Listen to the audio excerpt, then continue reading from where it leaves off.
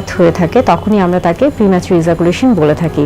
অর্থাৎ দেখা যাচ্ছে যে সহবাসের যদি 1 মিনিটের আগেই তার ইজাকুলেশন হয়ে থাকে তখনই তাকে আমরা প্রিম্যাচুর ইজাকুলেশন বলছি, এবং সেটা কিন্তু অবশ্যই 6 মাসে প্রত্যেকবার সহবাসে। কখন প্রিম্যাচুর ইজাকুলেশন হয়ে থাকে? আমরা যখন আসি যে আসলে ইজাকুলেশনটা কিভাবে হয়ে থাকে। ইজাকুলেশন খুবই স্বাভাবিক একটি প্রক্রিয়া। একজন পুরুষের শরীরে যখন তার যৌন হরমোনটি সঠিক মাত্রায় তৈরি হবে এবং সঠিকভাবে তৈরি হবে, অর্থাৎ এটাতে কোনো ব্যাঘাত ঘটবে না, তখনই কিন্তু তিনি একটি সুন্দর যৌন জীবন যাপন করতে পারবেন। অর্থাৎ পুরুষদের যে যৌন হরমোন রয়েছে টেস্টোস্টেরন হরমোন, সেটি যখন সঠিকভাবে তৈরি হবে তখনই কিন্তু তার যৌন চাহিদা বা আগ্রহগুলো কাজ করবে, এবং যখন তার ইরেকশনের কোনো সমস্যা হবে না তখনই দেখা যাচ্ছে যে তার প্রিম্যাচুর কিন্তু ইজাকুলেশন হবে না। কিন্তু যখন দেখা যায় যে এই যে টেস্টোস্টেরন হরমোন তৈরিতে সমস্যা বা তার ইরেকশনে বাধাগ্রস্ত হচ্ছে বা সে অন্যান্য কোনো না কোনোভাবে শারীরিকভাবে বা মানসিকভাবে বাধাগ্রস্ত হয়, তখনই তার কিন্তু প্রিম্যাচুর ইজাকুলেশন হয়ে থাকে। আমাদের প্রত্যেকটি মানুষের জন্য কিন্তু যৌন জীবন অত্যন্ত গুরুত্বপূর্ণ। বিশেষ করে আমরা বলে থাকি যে স্বাস্থ্যকর যৌন জীবনের ভূমিকা কিন্তু একজন সুস্বাস্থ্যকর ব্যক্তির জন্য অত্যন্ত গুরুত্বপূর্ণ। এখন আসি যে মানসিক যে দিকগুলো কাজ করছে। ধরেন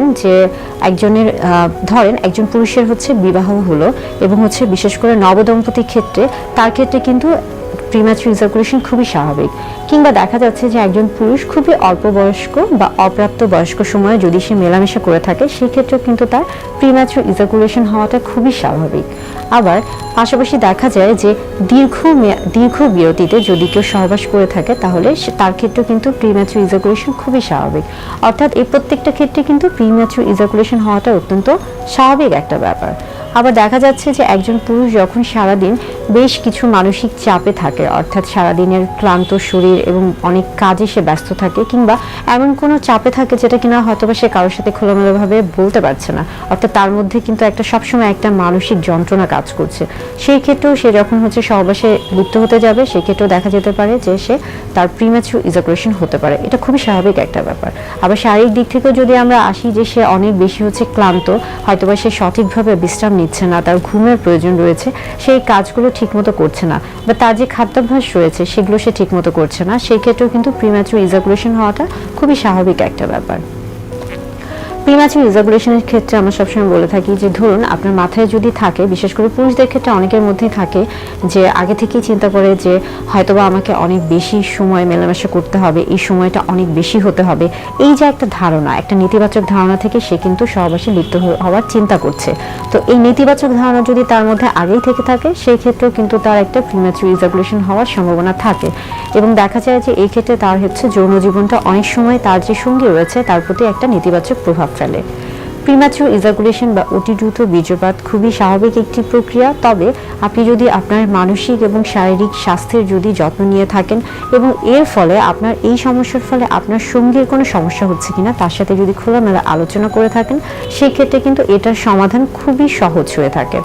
প্রিম্যাচুর ইজাকুলেশনের ক্ষেত্রে আমরা বলে থাকি যে আপনি যখন যৌন মিলনে যাবেন বা আপনি যখন সহবাসের জন্য একটা প্রস্তুতির মধ্যে যাবেন, সব সময় আপনার যে সঙ্গী রয়েছে তার সাথে একটা ফোর প্লের যে একটা ব্যাপার থাকে, বিশেষ করে তাকে একটা নিজের মতো করে একটা সময় দেওয়ার চেষ্টা করুন, বা তার যে আগ্রহ বা তার যে উত্তেজনার যে বিষয়গুলো রয়েছে, যে তার যে বিষয়গুলি ভালো লাগে সেই বিষয়গুলি নিয়ে খোলামেলা কথা বলুন, দুজন মিলে একটি ভালো সময় কাটান। অনেক সময় হয় মেলামেশার ক্ষেত্রে প্রথম অবস্থায় দেখা যাচ্ছে প্রিম্যাচুর ইজাকুলেশনের মতো একটা সমস্যা হতেই পারে, সেটা প্রথমবারের মতো বা কোনো একটা সময়ের মতো, কিন্তু এরকম যদি হয়ে থাকে সেই ক্ষেত্রে আসলে হতাশ হওয়া যাবে না, আত্মবিশ্বাস হারানো যাবে না। সবসময় মনে রাখতে হবে যে আত্মবিশ্বাস এবং ইতিবাচক মনোভাব সবচেয়ে বড় একটা ব্যাপার।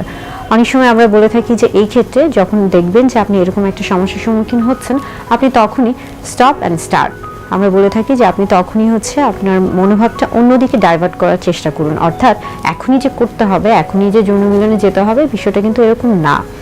সবসময় দেখা যায় যে স্বামী স্ত্রীর যে একটা সুন্দর যে একটা সময় রয়েছে, সেটা সবসময় যে সহবাসের মাধ্যমেই যেতে হবে সেরকম কিন্তু না।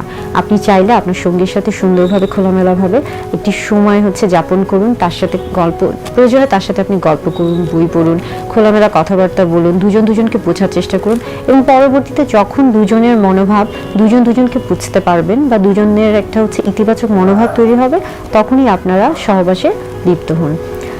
অর্থাৎ প্রিম্যাচুর ইজাকুলেশন খুবই স্বাভাবিক একটি জিনিস, এটা নিয়ে ভয়ের কিছু নেই। তবে দেখা যায় যে অনেকে এরকম কোনো সমস্যা হয়তোবা একবারের মধ্যে ভুগেছেন বা 2-3 বার, তখনই দেখা যায় যে তারা বিভিন্ন ধরনের ফার্মেসির দোকান থেকে বা কারো কাছ থেকে শুনে বা বিভিন্ন রকমের ভুল চিকিৎসা করেন অথবা বিভিন্ন রকমের অপচিকিৎসা করে থাকেন, এবং এর ফলে দেখা যায় যে পরবর্তীতে তার কিন্তু বিশাল একটা শারীরিক সমস্যা তৈরি হতে পারে, এবং অনেক সময় দেখা যায় পরবর্তীতে হয়তোবা বন্ধ্যাত্ব বা এরকম কোনো সমস্যাতেও ভুগতে পারেন।